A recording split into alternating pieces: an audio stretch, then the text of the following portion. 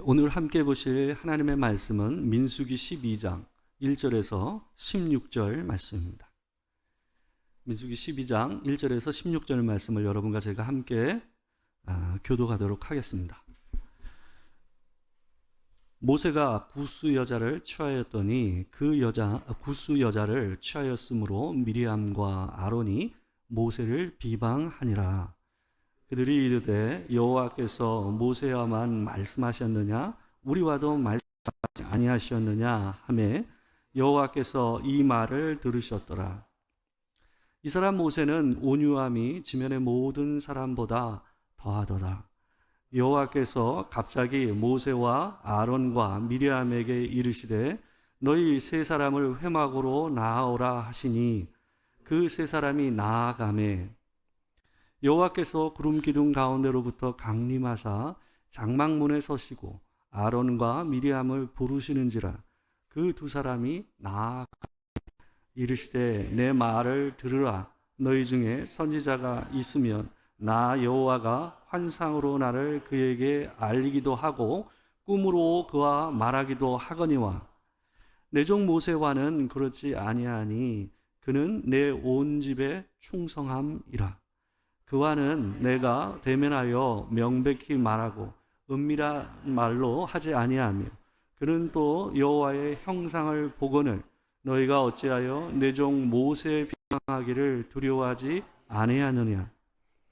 여호와께서 그들을 향하여 진노하시고 떠나시매 구름이 장막 위에서 떠나갔고 미리암은 나병에 걸려 눈과 같더라. 아론이 미리암을 본즉 나병에 걸렸는지라. 아론이 이에 모세에게 이르되 슬프도다 내 주여 우리가 어리석은 일을 하여 죄를 지었으나 청하건대 그 벌을 우리에게 돌리지 마소서. 그가 살이 반이나 썩어 모태로부터 죽어서 나온 자 같이 되지 않게 하소서. 모세가 여호와께 부르짖어 이르되 하나님이여 원하건대 그를 고쳐 주옵소서. 여호와께서 모세에게 이르시되 그의 아버지가 그의 얼굴에 침을 뱉었을지라도 그가 이래 동안 부끄러워하지 않겠느냐.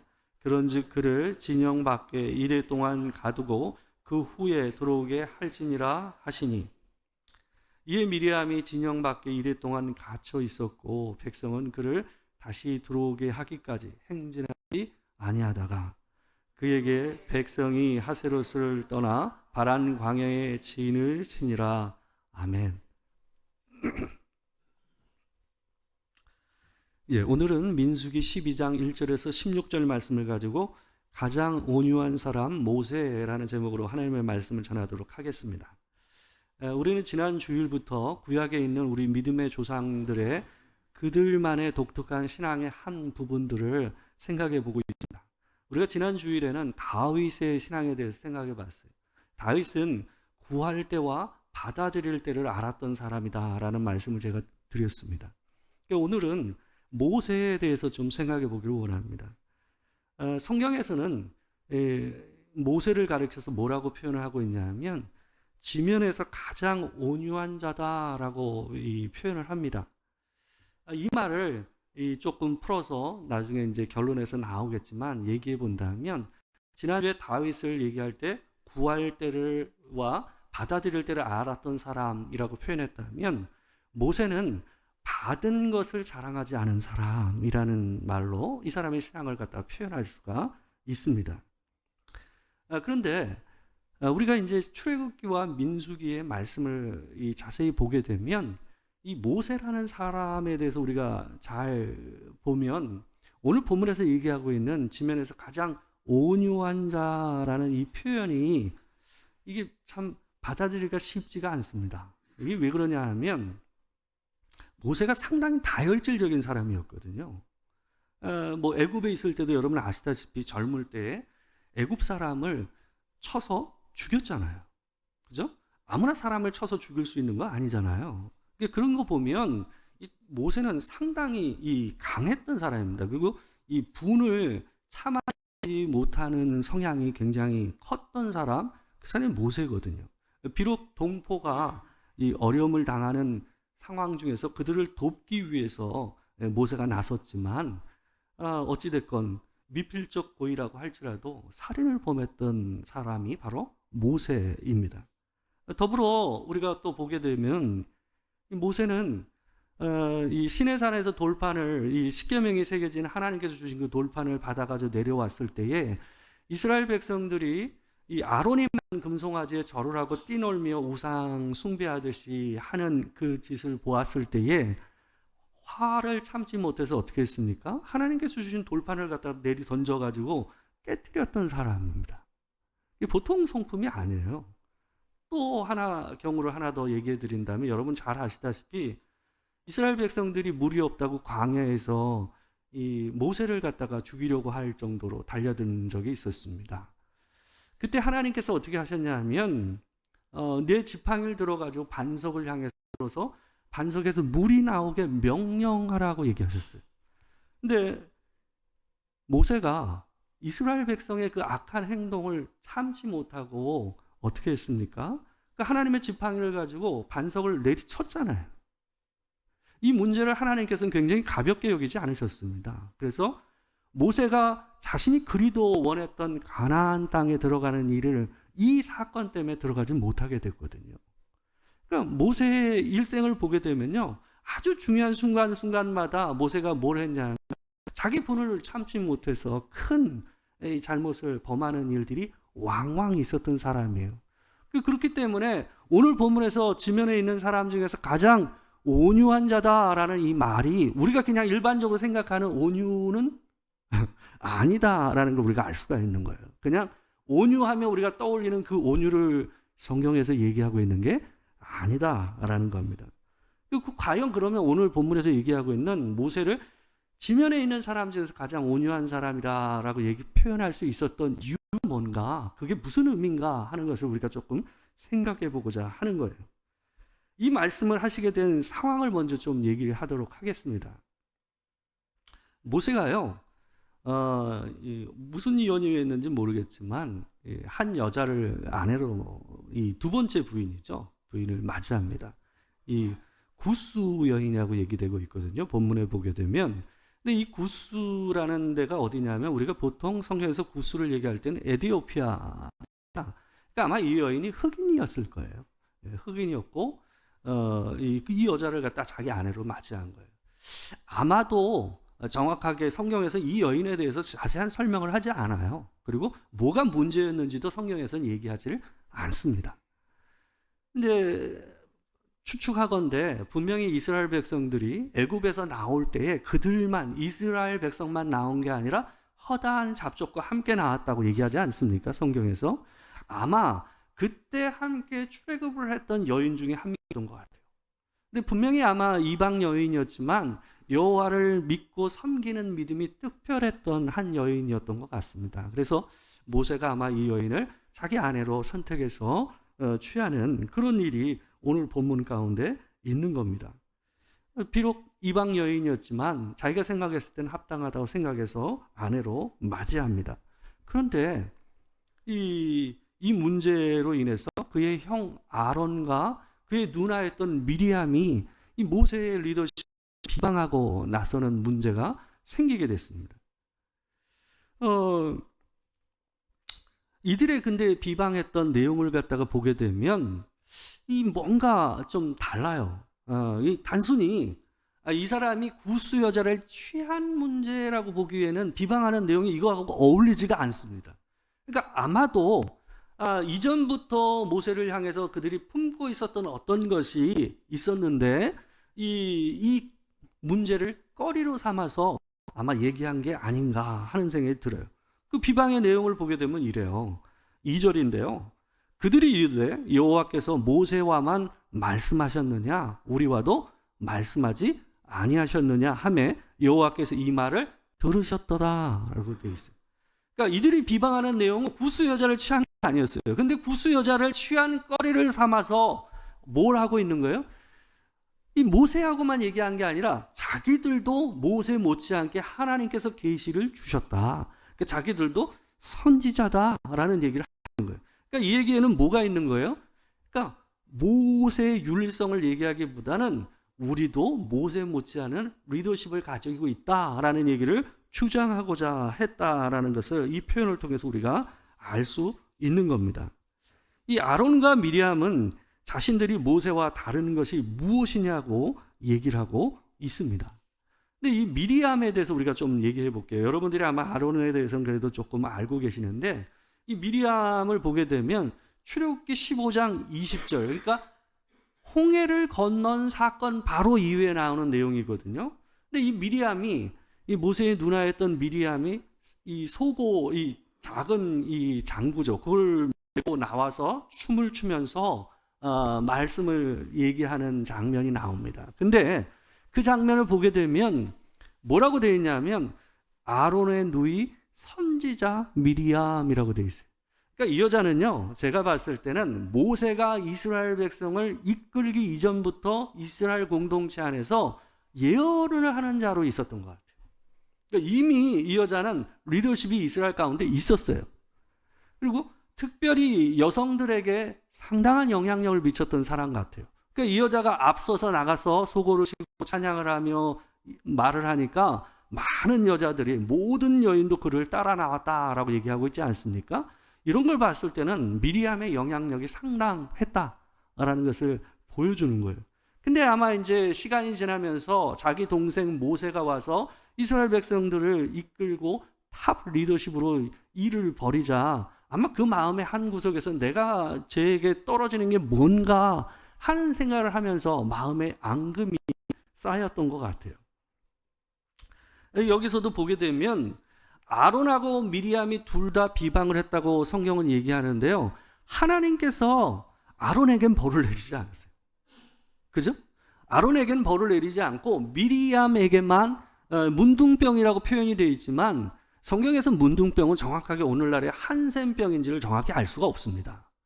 그냥 악한 악종 피부병이라고 생각하는 게 맞습니다. 왜냐하면 그때 당시만 해도 한센병이라는 게 정확히 나눠지지가 않아요. 이게 전체적인 포괄적인 피부병을 얘기하는 표현이 여기에 나오는 문둥병이에요. 그러니까 갑작스럽게 그의 몸에 그런 발진이 일어나는 일이 있었던 거예요. 그러니까 이걸 봤을 때 주동자가 누구라는 걸 알 수가 있습니까? 아론이 아니라 미리암이에요. 그러니까 아론의 성품을 보면요, 이 사람이 굉장히 우유부단했던 사람입니다. 그렇기 때문에 뭔가를 주도해서 뭔가를 할 사람이 못 돼요. 그러니까 미리암이 자기가 이미 쌓였던 문제가 있었는데 혼자 나서긴 그러니까 함께 그 바로 밑에 리더십 역할을 했던 아론을 부추겨 가지고 이것을 가지고 모세를 비방하는 일을 한 거예요. 그래서 하나님께서 미리암에게만 이런 이 징계를 내리시는 장면이 오늘 본문 가운데 있습니다.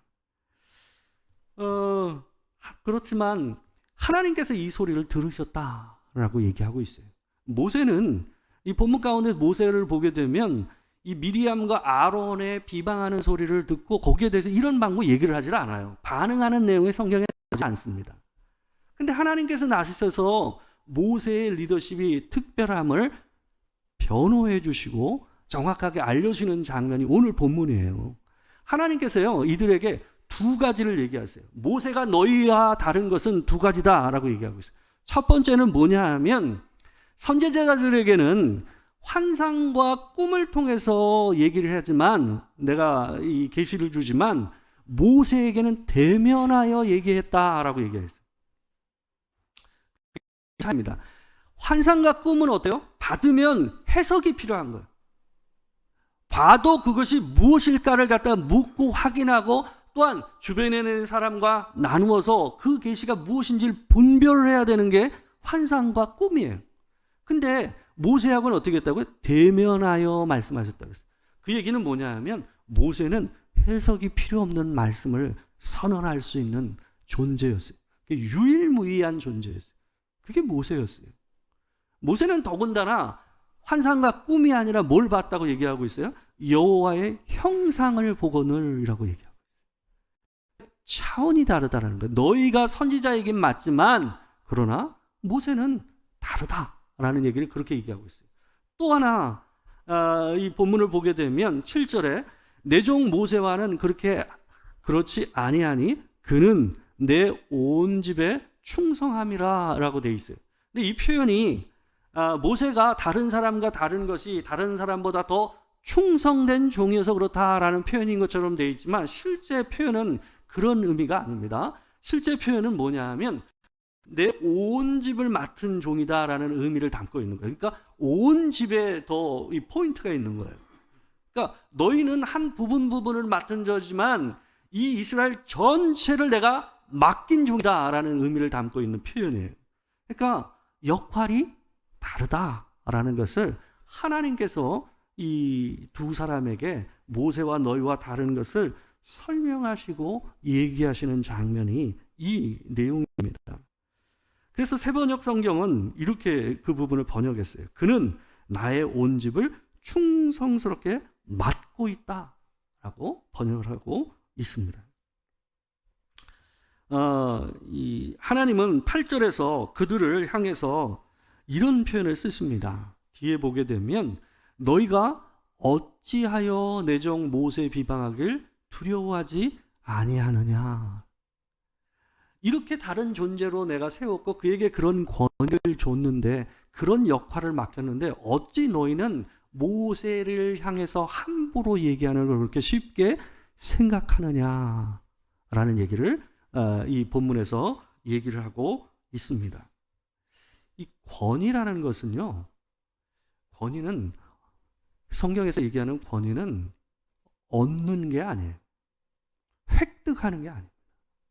하나님께서 주시는 거예요. 부여하신 거예요.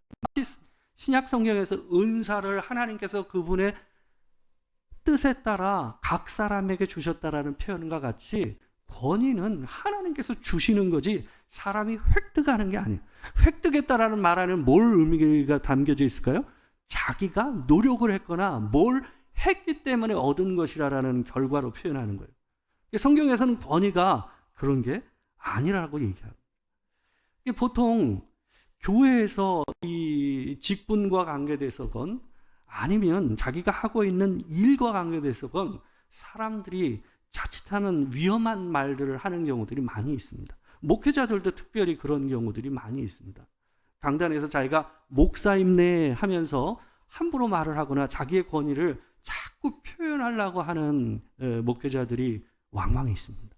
근데 그거는 덕스럽지 않고 성경에서 얘기하고 있는 권위가 아닙니다.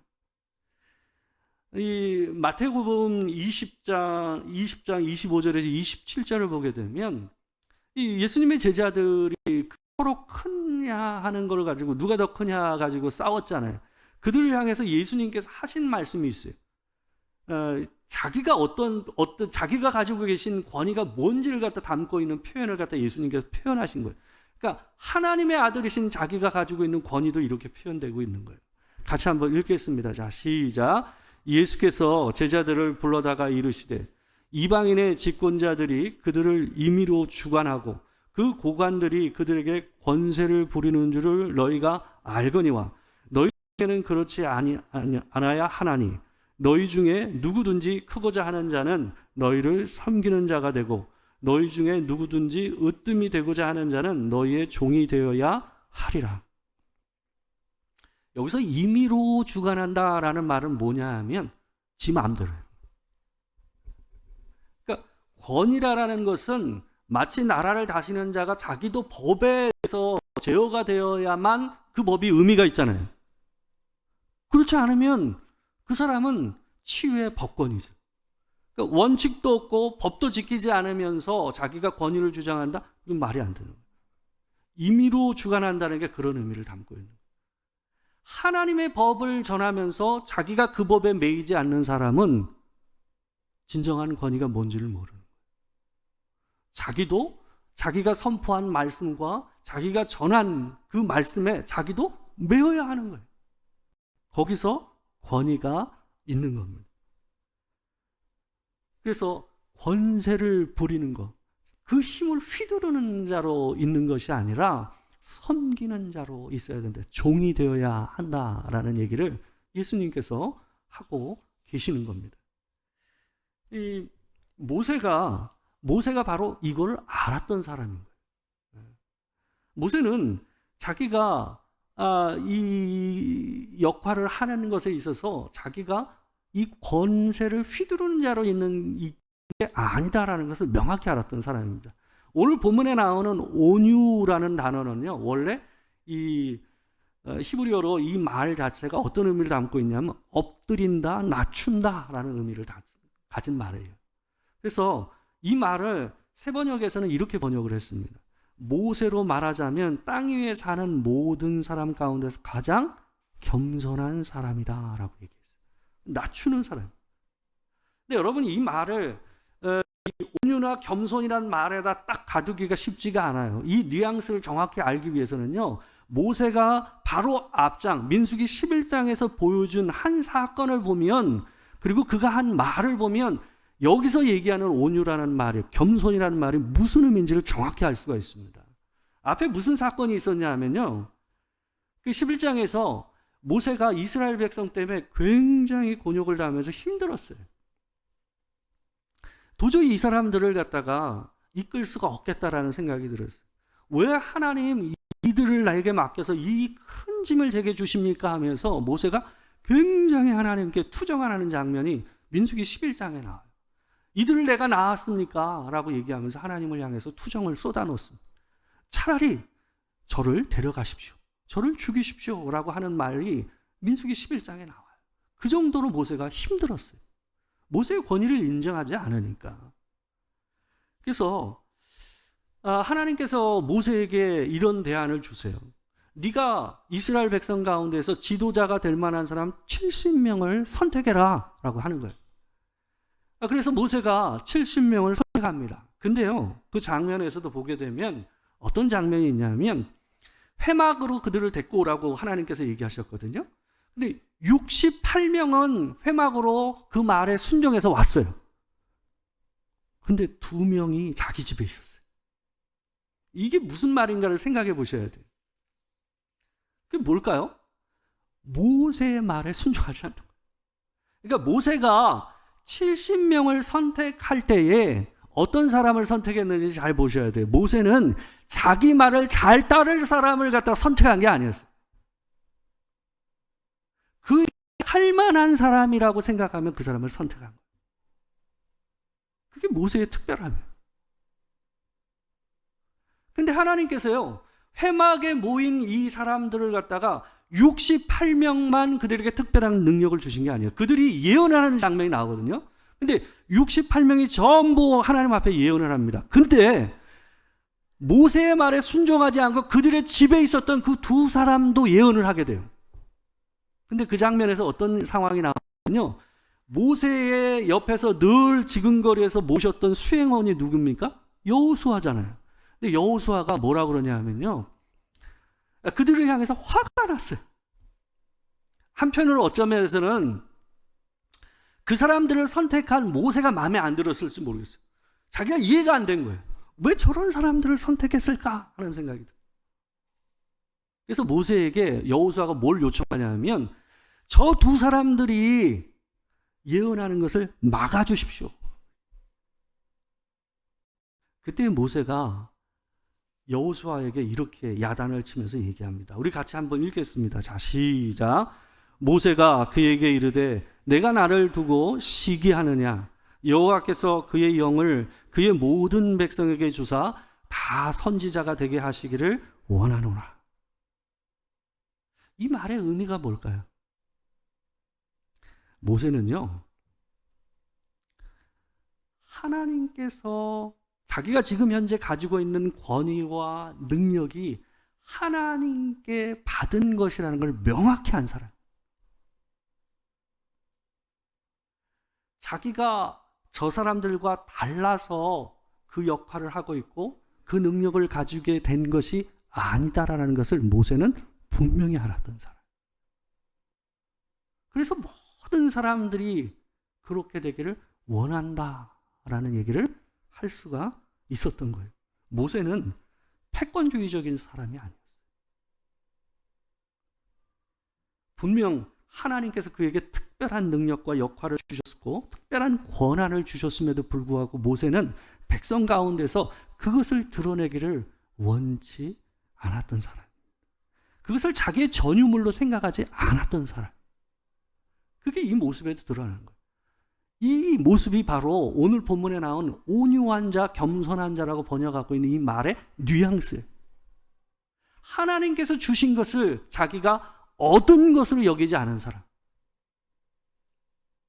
모세는 하나님께서 원하신다면 내가 아니더라도 하나님께서 어떤 사람을 써서라도 그 사람을 통해서 하나님의 일을 하실 수 있는 분이라는 것을 알았던 사람. 그래서 이런 말을 할 수 있었고, 그래서 자기의 권위를 휘두르지 않는 사람이 될 수 있었던 거예요. 여러분, 우리가요, 사람이 나이가 들수록, 그리고 자기의 지위가 높아지고 자기 위치가 달라질수록 사람이, 상대방이 내게 보이는 태도가 달라지기를 원하는 게 사람의 마음입니다. 그렇지 않습니까? 거기에 준해서 상대방이 내게 행복해 주기를 원하는 마음이 우리 가운데 있어요. 그래서 나이가 들수록, 그리고 지위가 높아질수록, 직분이 커질수록 사람이 뭐가 오기 쉽냐면요, 섭섭마귀가 들어오기 쉬워요. 섭섭한 게 많아진다라는 것은 자기가 자기 위치에 대해서, 자기 나이에 대해서, 자기 역할에 대해서 의식하고 있는 게 크다라는 거예요. 그래서 자꾸 섭섭한 게 늘어나는 거예요.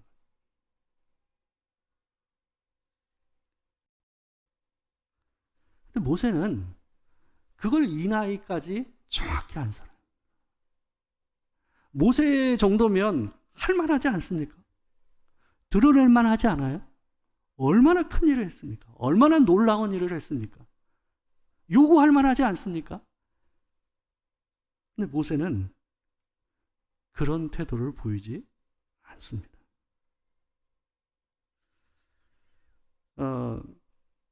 사도 바울이요,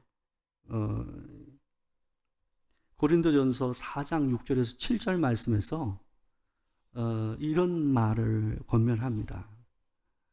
우리 같이 한번 읽어보겠습니다. 자, 시작.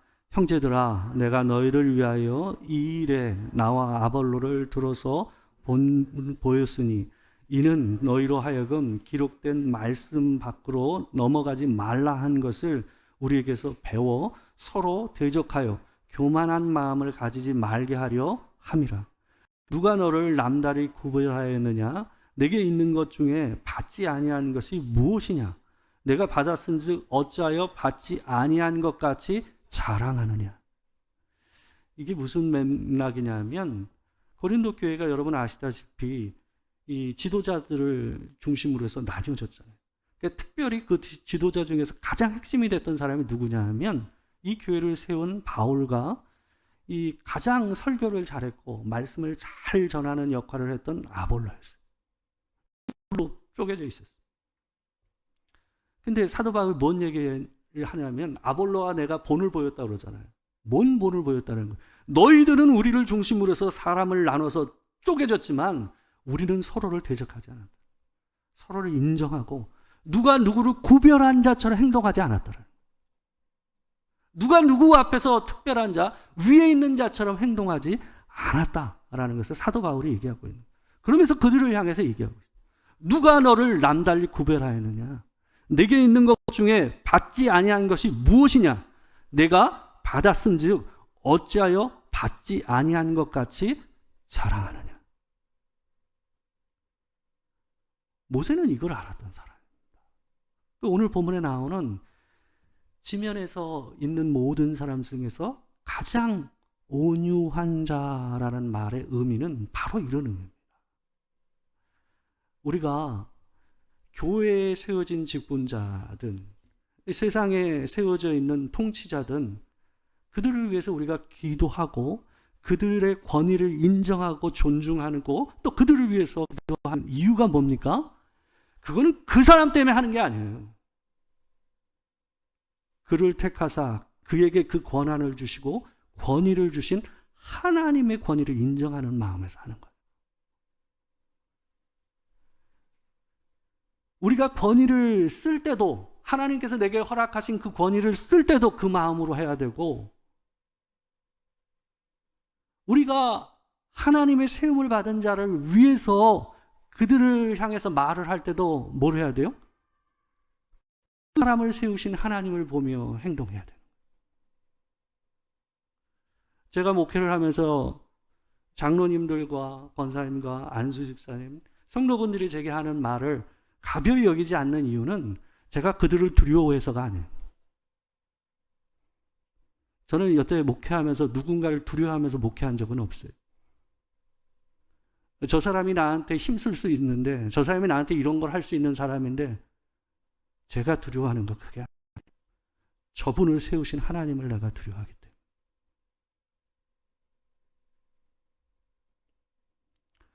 저 사람을 하나님의 형상으로 만드신, 창조하신 하나님을 제가 존중하고 인정하기 때문에 그 사람이 하는 말을 가벼이 여기지 않는 겁니다. 시대가 시대다 보니 권위를 쉽게 여기는 경향이 있어요. 교회 안에 세워진 직분자를 인정하고 그 권위를 받아주고 기도해야 돼요. 왜요? 그들을 하나님께 세우셨습니다. 부정한 게 왜 없겠어요? 모든 부분에서 할 말이 많은 일이 그게 사람이죠. 그러나 하나님께서 세우신 것을 인정하고 대통령을 위해서도 그렇고 교회에 세워진 자들을 위해서도 그렇고 우리가 함께 기도하고 그 권위를 인정하는 태도, 그게 뭐예요? 그게 하나님을 인정하는 태도인 줄 믿습니다. 그게 모세에게 있는 태도였습니다.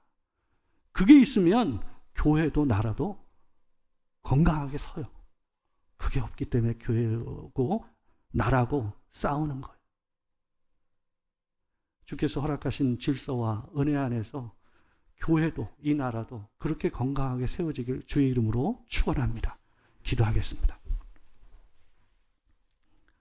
사랑하는 주님, 하나님께서 택하신 하나님의 사람들, 나라에 세운 자들, 또한 교회에 세운 자들을 존중하고 또 그 권위를 인정하는 겸손한 마음을 우리 가운데 허락하여 주시기를 소망합니다. 하나님, 우리가 세움을 받았으면 받은 것이면 하나님 그 받은 것에 걸맞게 겸손하게 섬기는 마음이 우리 가운데 있게 하여 주시옵소서. 사랑이 쪼개지고 싸우는 세상입니다. 하나님, 주께서 허락하신 그 권위를 인정함으로 화합하고 하나 되는 하나님의 교회와 나라가 되게 하여 주시옵소서. 지금 우리 주 예수 그리스도의 은혜와 아버지 하나님의 크신 사랑과 성령의 교통하심, 진리로 하나님께서 세우신 자들을 존중하고 인정하며 또한 내게 허락하신 하나님께서 주신 것들을 사용하되 겸손과 온유로 낮은 마음으로 그 일을 할 수 있는 그 마음을 갖기를 원하는 이 자리에 있는 모든 성도들과 함께하지 못한 지체들 가운데 지금으로부터 영원토록 함께하시기를 축원하옵나이다. 아멘.